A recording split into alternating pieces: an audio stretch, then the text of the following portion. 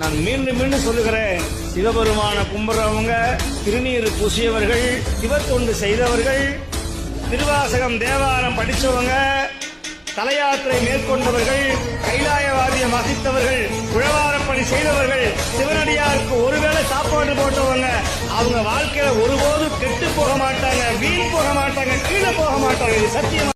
நான் மீண்டும் மீண்டும் சொல்லுகிறேன், சிவபெருமான கும்பிடுறவங்க, திருநீர் பூசியவர்கள், சிவத்தொண்டு செய்தவர்கள், திருவாசகம் தேவாரம் படித்தவங்க, தலையாத்திரை மேற்கொண்டவர்கள், கைலாயவாதியம் வசித்தவர்கள், உழவாரப்பணி செய்தவர்கள், சிவனடியாருக்கு ஒருவேளை சாப்பாடு போட்டவங்க, அவங்க வாழ்க்கையில ஒருபோதும் கெட்டு போக மாட்டாங்க, வீண் போக மாட்டாங்க, கீழே போக மாட்டாங்க. இது சத்தியம். புண்ணியம் இருந்தாதான் சிவ பூஜை பண்ண முடியும். வீட்டுல சிவலிங்கம் வச்சு பூஜை பண்ணணும்னா இறைவனுடைய உத்தரவு இல்லாம சிவ பூஜை பண்ண முடியாது. பல ஜென்மம் புண்ணியம் பண்ணி இருக்கணும், இல்லைன்னா சிவ பூஜை பண்ண முடியாது. நெத்தியில விபூதி வைக்க முடியாது, ருத்ராட்சம் தடிக்க முடியாது. சிவபெருமானுடைய இது அத்தனையுமே திருச்சின்னங்கள்னு பேருங்க. என்னதுங்க? திருச்சின்னங்கள். இப்போ உதாரணத்துக்கு நான் ஏதாவது ஒரு கட்சியினுடைய வேட்டி கட்டியிருந்தேன்னா நான் கண்டுபிடிச்சல, ஓ இவர் அதை சேர்ந்தவர், இவர் இதை சேர்ந்தவர். இந்த விபூதி ருத்ராட்சத்தையும் போட்டிருந்தா நம்ம சிவாகமம் சொல்லுது, யமன் வந்து பார்ப்பானா, விபூதி ருத்ராட்சத்தையும் பார்த்தா யமன் சொல்லுவானாம், இவன் யமலோகத்தை சேர்ந்தவன் அல்ல, கைலாய லோகத்தை சேர்ந்தவன், இவனை தொடக்கூடாது. அப்படி புண்ணியம் இருந்தாதான் சிவ பூஜை பண்ண முடியும். வீட்டுல சிவலிங்கம் வச்சு. ஆதி தமிழருடைய கடவுள் சிவன்.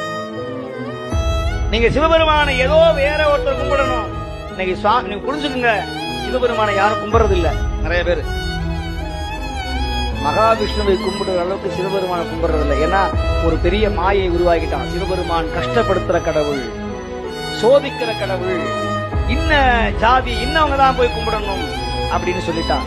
இல்ல, உலகத்துல பிறக்கிற எல்லா ஜீவராசிகளும் எல்லா அன்பர்களும் வழிபடக்கூடிய ஒரே சமரசமுடைய கடவுள். இத சொல்றதுக்கு ஒரு பெரிய தைரியம் இருக்கணும். அப்படி சொன்னவங்க நம்முடைய நால்வர்கள். Download ShareChat. படைச்ச கடவுள் எப்பவுமே உங்களை கைவிட மாட்டார். 2 கையும் நீட்டி கேளுங்க, அவரை தவிர உங்களை காப்பாத்த யாரும் இங்க வரமாட்டாங்க. கஷ்டமா இருக்கா, கடவுள்கிட்ட பேசுங்க, அவங்க கிட்ட சொல்லுங்க. இந்த உலகம் கேட்க மறந்தாலும், சுத்தி இருக்கிற உறவுகள் கேட்க மறந்தாலும், இந்த உலகமே உங்களை கைவிட்டாலும், நம்மளெல்லாம் படைச்சு அழகு பார்க்கிறவன் நம்மளை எப்பவுமே கைவிட மாட்டான். இடரினும் தளரினும் எனதொரு நோய் தொடரினும் உணகலல் தொழுது எழுவேன். அப்படி நிக்கிறவங்களுக்கு தான் இன்பம் இருக்கிறது. இடறினாலும் தளறினாலும் உன்னை கும்பிட மாட்டேயா அப்படி நிக்கிறவனுக்கு இன்பம் இல்லை. எந்த நிலையிலும் உன்னை வணங்குவதை கைவிட மாட்டேன் என்று யார் நிற்கிறார்களோ அவர்களுக்கு நீங்கள் நினைக்கக்கூடிய உறவுகளோ அல்லது நீங்க நினைக்கக்கூடிய பொன்னோ பொருளோ தராத இன்பத்தை அந்த வழிபாட்டு நெறி உங்க அறிவுக்குள்ள கொடுக்கும். அது நீங்க தான் உணரணும். இது உணர்கிற செய்தி, இது காட்டுகிற பொருள் அல்ல. இது டிவியில போட்டு தொலைக்காட்சி போட்டு ஒரு ஸ்கிரீனை வச்சு தான் இதான் அப்படி காட்ட முடியுமான்னு கேட்டா காட்ட முடியாது. நீங்க அனுபவிக்கலாம். ஆனா அது அனுபவத்துக்கு என்ன வேணும்? எந்த சூழலை கொண்டும் யாருக்காகவும் நம்ம எடுத்துக்கொண்ட வழிபாட்டை கைவிட்டு விடக்கூடாது.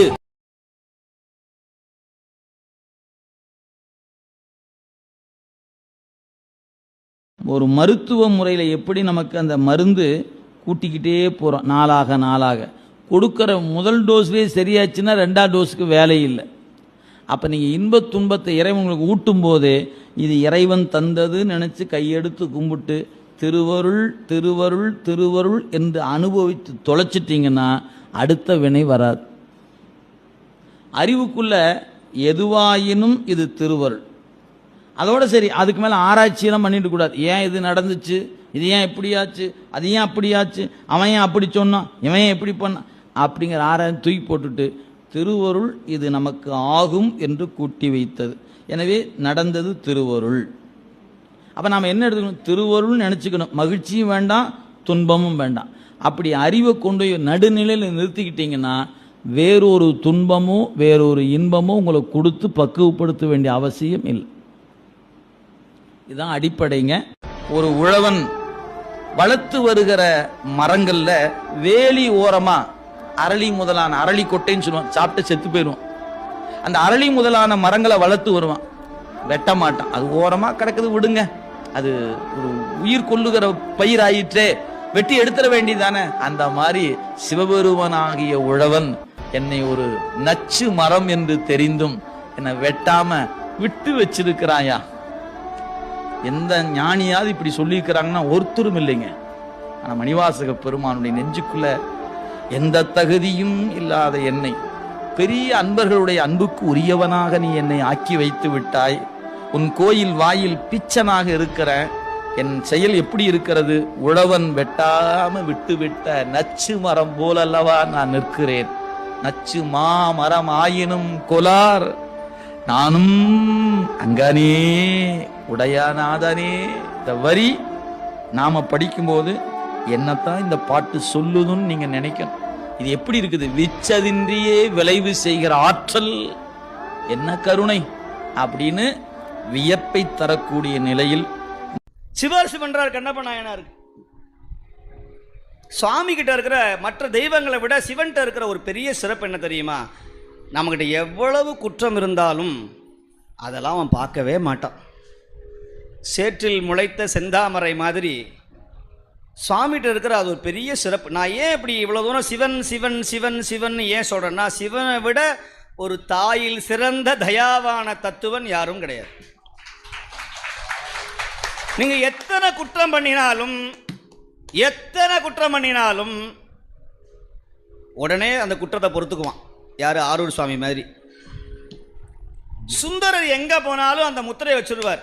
ஏன்னா அவர் பேர்லேயே ஆரூர்னு இருக்குது. சுந்தரருக்கு திருவாரூர்னாவே ஒரு சிறப்பு. அதனால தான் திருவொற்றியூரில் வந்த சுந்தரர் அங்கே ஒரு தியாகராஜரை வைக்கணும்னு வைக்கிறார். நீங்கள் சுந்தரர் எங்கெல்லாம் தரிசனம் பண்ணுறாரோ அங்கெல்லாம் தியாகராஜர் இருப்பார், தியாகேஸ்வரர் இருப்பார். எனக்கு அளவுக்கு மீறின சொத்து சுகம் வேண்டாம். ஏன்னா 10 காசு சேரணும்னு தான் உன் கோயில சுத்துறாங்க. அப்படி பணம் சேர்ந்துட்டா 10 பேர் அவனை சுத்துறாங்க. அந்த சந்தோஷத்துல அவன் கண்டபடி சுத்துன்னு சுத்தி ஒரு நாளைக்கு சொத்துன்னு கீழே விழுந்துடுறான். அந்த நிலைமைக்கெல்லாம் என்ன ஆளாக்கிடாதப்பா. என் மனசை சுத்தப்படுத்து, நிம்மதியை கொடு. தாயை விட உயர்ந்த தெய்வம் உலகத்துல இல்லேன்னு நம்ம சொல்றோம். ஆனா மாணிக்க வாசகர் உண்டு. தாயினும் சிறந்த தெய்வம் உண்டு. அது யாரு? பரமசிவன். ஏன் தாயிலும் உயர்ந்த தெய்வம்? என்னைக்காவது ஒரு நாள் தாய் சலித்துக் கொள்வாளாம். எத்தனை தரடா உன்னை பார்த்துட்டே இருக்கிறது அப்படின்னு.